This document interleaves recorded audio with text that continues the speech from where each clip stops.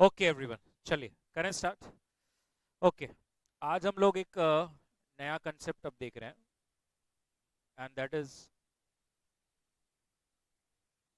Sharp and trainers ratio. Very important, sharp and trainers ratio, SHARPE, sharp. Please उसको sharpy ना बोलें, sharp and trainers ratio. Very important, very simple, कोई ऐसा tension नहीं। अब तक पूरा आपने देखा ही है, सभी इजी है, कुछ भी नहीं है भाई इसमें। Sharp and trainers ratio, yes. अब ये दोनों रेशोज आपको हेल्प करेगा। Given a choice, let's say सामने वाला आपके ऊपर ऐसे चॉइस देता है, mutual fund A, mutual fund B, mutual fund C, mutual fund D, mutual fund E. तो कौन से फंड में इन्वेस्ट करना, कैसे उसको रैंकिंग देना। तो ये शार्प और ट्रेनर्स एक तरह से आपको हेल्प करेगा रैंकिंग में।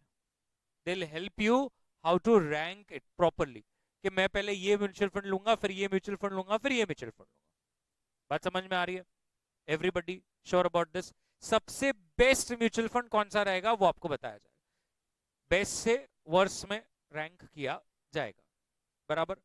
अब इसको शुरू करने से पहले ये देखना जरूरी है कि सिस्टमैटिक रिस्क और अनसिस्टमैटिक रिस्क क्या होता है। सिस्टमैटिक और अनसिस्टमैटिक ये क्या होता है? आपने ये बहुत बार डायलॉग सुना होगा, रिटर्न के लिए रिस्क तो लेना ही पड़ता है। सुना है ना? आजकल तो बहुत इन्फ्लुएंसर्स, इंस्टाग्राम इन्फ्लुएंसर बहुत बोलते रहता है, सोशल इन्फ्लुएंसर, फाइनेंस इन्फ्लुएंसर, ये रिस्क तो लेना पड़ेगा, स्टार्टअप एंटरप्रेन्योर, ये सब बहुत सुना है आपने। Higher the risk higher the return, ये सुना है आपने? सबने ही सुना है। यस yes, इनको ऐसा बोलना चाहिए कि इफ दिस इज ट्रू तो एक काम करेंगे हम लोग, क्या करेंगे, रेलवे स्टेशन पर जाएंगे, वहां से ट्रेन आ रहा है, अब बताइए, रेलवे ट्रैक पे खड़े रहना इज अ रिस्क, यस और नो? यस। तो हम लोग खड़े रह जाते हैं, रिटर्न ही रिटर्न है। ये भी एंगल से देखिए ना मैं क्या बोल रहा हूँ। या तो आप मेरे साथ चलिए इस बिल्डिंग पे, टेरेस है, बहुत प्यारा प्यारा टेरेस है, व्यू बहुत अच्छा है, और वहां से हम कूदते हैं, रिस्क ही रिस्क है। समझिए मैं क्या बोल रहा हूँ, रिस्क ही रिस्क है। बताइए क्या लगता है आपको, रिटर्न है उसमें? नहीं, तो फिर तो ये स्टेटमेंट गलत हो रहा है, higher the risk higher the return. आपको नहीं लगता? गाड़ी में ब्रेक ही नहीं है, फिर भी हम 200 किलोमीटर प्रति घंटे की स्पीड से भगाए जा रहे हैं, रिस्क। बताइए रिटर्न है कि नहीं है? तो फिर ये स्टेटमेंट बनाने वालों का थोड़ा गलत नहीं हो गया? आपको नहीं लगता? आज आपको शायद ये पहली बार रियलाइज हो रहा होगा कि higher the risk higher the return, ये ऐसा ऐसा तो है नहीं। Higher the risk higher the return, मैं तो तीन चार एग्जाम्पल बता दिया। एक सबसे अच्छा एग्जाम्पल जो अपने रिलेटेड दे सकता हूँ, कोई भी सब्जेक्ट की कोई भी क्लासेस करने की ही नहीं, कुछ पढ़ने का नहीं, सीधा एग्जाम में जाने का, सीए फाइनल का। Higher the risk higher the return, ऐसा तो हो नहीं सकता। आप समझ गए होंगे मैं क्या बोलने की कोशिश कर रहा हूँ, तो इसका मतलब क्या है, थोड़ा ध्यान से देखिए। The risk that cannot be avoided, that cannot be avoided, और अनसिस्टमैटिक रिस्क का मतलब है that can be avoided। बताइए क्या सबको ये समझ में आ रहा है? अनसिस्टमैटिक रिस्क का मतलब है ऐसा रिस्क जो आप अवॉइड कर सकते हो, सिस्टमैटिक रिस्क को आप अवॉइड नहीं कर सकते। Systematic risk is beyond your control, is beyond your control. This is within control. Market will always give you return for taking systematic risk, but market will never reward you for taking unsystematic risk. मुझे बताइए, बिना पढ़े exam में जाना, ये risk avoid किया जा सकता है कि नहीं किया जा सकता? किया जा सकता है। इसका मतलब this is the risk that was with in your control, this risk you could have avoided. ऐसे रिस्क को कभी रिवॉर्ड ही नहीं मिलेगा। हमें मालूम पड़ रहा है सामने से ट्रेन आ रही है, रेलवे ट्रैक पे नहीं खड़ा रहना चाहिए, ये तुम्हारे अक्ल तुम्हारे तुम्हारे कंट्रोल में है, this is the risk that you can avoid. You will never be rewarded for those risk which you can avoid, never. तो सर ये तो समझ में आ रहा है कि ऐसे unsystem, what, give me some examples of systematic risk. I will give you one example, see, interest rate risk, can you avoid this? अभी इंडिया में पिछले 1-1.5 साल से इंटरेस्ट रेट बढ़ते जा रहे हैं।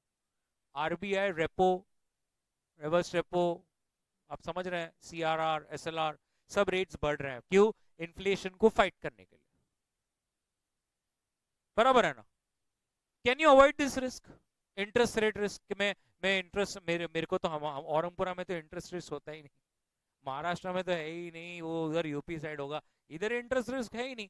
Can you avoid inflation risk? ऐसा आपने कभी देखा है? अरे सुदगिरनी चौक में तो क्या महंगाई है, तुम थोड़ा इधर आए ना वीडियो पास के इधर, महंगाई नहीं है। मेरे को पता है ये जो मैं रिस्क बता रहा हूं, ये रिस्क ऐसा अमीर गरीब, ब्लैक व्हाइट, ये जात वो जात, ये सिटी वो सिटी, और ये ऐसे रिस्क हैं जो आपको फेस करने ही पड़ते सर, आप इसको कंट्रोल नहीं कर सकते।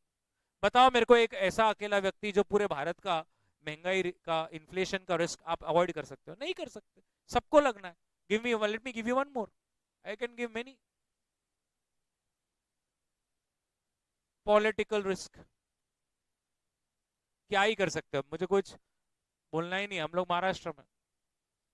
Political risk, can you avoid that? You can not avoid, everybody has to bear that. You will always be rewarded for systematic risk. Please make a note of this.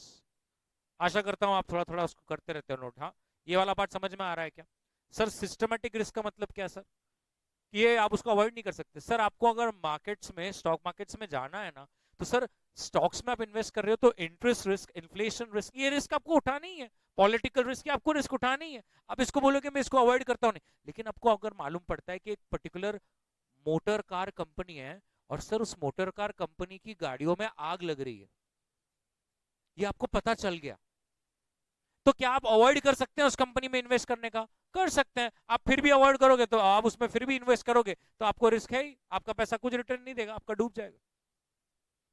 आपको अगर कहीं से पता चलता है कि एक पर्टिकुलर कंपनी कुछ फ्रॉड कर रही है, तो उस कंपनी में इन्वेस्ट करने से हम रुक सकते हैं, बच सकते हैं, नहीं करना चाहिए, with in your control. But अगर आप करोगे तो आपको कोई रिटर्न नहीं मिलेगा, उल्टा आपका पैसा डूब जाएगा। Are you getting this now? Understand this systematic and unsystematic both is known as total risk. ठीक है? This systematic and unsystematic, both the risks are known as total risk. So whenever I say total risk, it not only is systematic but also systematic. Okay, ये पहले आपको sorted है क्या? Now in my SFM language, in my finance language, total risk is known as standard deviation, sigma. बिल्कुल डरना नहीं, mathematics मुझे भी नहीं आता, मैं पूरा परफेक्ट करके देने वाला हूं। टोटल रिस्क को हम क्या बोलेंगे? Standard deviation. Sir standard deviation मतलब it's a risk. Standard deviation मैं बोलता हूं, आपका मैथ्स बचपन से ही ऑप्शन में था, कोई टेंशन नहीं। स्टैंडर्ड डिविएशन का मतलब क्या? जो मीन होना चाहिए था, जो एवरेज होना चाहिए, जो एप्ट होना चाहिए था, उससे आप डिविएट करते हो। अरे यस और नो, दैट्स अ रिस्क। आपको लग रहा था मेरे इतने मार्क्स एग्जाम में आने चाहिए, उससे डिविएट हो गए मार्क्स, उससे कुछ अलग ही हो गया, that's a risk. It can go this way, it can go that way, you never know. Standard deviation is total risk. Total risk मतलब सिस्टमैटिक प्लस अनसिस्टमैटिक। मेरे को बताओ यहां तक सबको समझ में आया? सच्ची झूठ नहीं बोलना। Standard deviation is sigma. Sigma मालूम है ना, ऐसा 6 को 45 डिग्री tilted, yes, this is sigma, that is standard deviation. Ma'am that is systematic plus unsystematic. बार बार बोल रहा हूं, मेरे को बाद में ना 4-5 सम करने, फिर मैं नहीं रुकूंगा। क्लियर हो गया sir? Now but if I want to say, मेरे को अगर ऐसा बोलने का है ओनली सिस्टमैटिक रिस्क, तो then it is known as beta. then it is known as beta. Now you will understand, धीरे धीरे अभी तुमको डुबा रहा है मैं. This is beta. सर मतलब बीटा जो हम आगे कैलकुलेट करेंगे और सिस्टमैटिक रिस्क जो हम कैलकुलेट करेंगे वो क्या सेम आंसर होगा कि नहीं? अलग है, वो दो बात अलग है. बीटा आपको मालूम है ना, is a responsiveness, is a number which helps you to decide कि एक स्टॉक पूरे मार्केट के कंपैरिजन में कैसे घूमेगा. वो मैं करके दूंगा. और स्टैंडर्ड डिविएशन का जो नंबर आएगा उसको भी मैं सिस्टमैटिक और अनसिस्टमैटिक में बांटने का बाद में सीखना है. बहुत टाइम है अभी इसको, लेकिन अभी इतना समझना है, systematic risk is denoted by beta and total risk is denoted by standard deviation. अगर आप बोलेंगे सर फिर ऐसा है, ऐसा नहीं, फिर अनसिस्टमैटिक रिस्क का भी कुछ तो नाम होना चाहिए ना. अनसिस्टमैटिक का भी नाम है रेसिडुअल एरर हम बोलते हैं, बट उसको कोई कैलकुलेट नहीं करता क्योंकि वो रिस्क अवॉइड किया जा सकता है. वो रिस्क को कोई लेकर इवेल्युएट नहीं करता. क्यों नहीं करता? क्योंकि उसको एलिमिनेट ही करने का है वैसे भी. तो आप अपनी रैंकिंग कौन से पैरामीटर्स पे करते हो? एक टोटल रिस्क और एक systematic risk. There can never be only unsystematic risk. I hope you understand. Systematic रहेगा वो तो कंफर्म ही है. अगर तुम बहुत ही स्मार्ट है तो तुमने सब पढ़ाई करी है, मतलब तुम्हें मालूम है कि ऑप्शन में कुछ भी नहीं रखना चाहिए. That's a risk which you can avoid, which you have avoided. But the systematic risk के इंस्टीट्यूट पेपर कैसे टफ सेट कर सकता है, कैसे भी कर सकता है, वो तो आपके हाथ में है ही नहीं ना. तो वो तो रहेगा ही. हाँ, अगर आप बराबर से काम नहीं कर रहे हो, बराबर से मेहनत नहीं कर रहे हो, तो सिस्टमैटिक के साथ साथ अनसिस्टमैटिक रिस्क भी रहेगा. बहुत बढ़िया. तो either in life you will face systematic risk और you will face systematic plus unsystematic. But you तो कैन नेवर से ना मेरे को तो सिर्फ अनसिस्टमैटिक रिस्क लग सकता है. ऐसा तो होता ही नहीं. सिस्टमैटिक रिस्क तो सबको ही फेस करना है. क्या ये बात समझ में आ रही है आपको? तो अब हुआ क्या, यही कॉन्सेप्ट को लिया. किसने लिया? यही कंसेप्ट को लिया शार्प रेशो ने. शार्प रेशो ने. शार्प रेशो टोटल रिस्क को कंसिडर करता है. किसको कंसिडर करता है? टोटल रिस्क को. और ट्रेनर्स रेशो सिर्फ और सिर्फ सिस्टमैटिक रिस्क को कंसिडर करता है. समझ में आई क्या बात? अगर आपको कहीं चाहिए तो लिख लीजिए. Sharpe ratio only considers, sharp ratio considers total risk, that is systematic as well as unsystematic. But trainer's ratio only considers क्या? क्या? Only considers क्या? Systematic risk.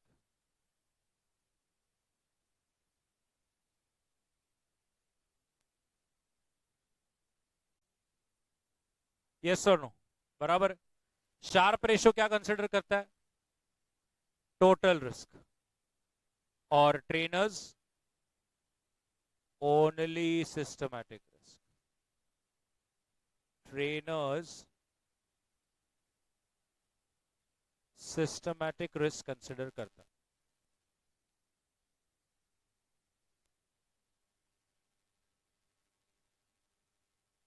क्लियर? पक्का? एवरीबॉडी. अब इसका फॉर्मूला क्या है, थोड़ा ध्यान से देखिए.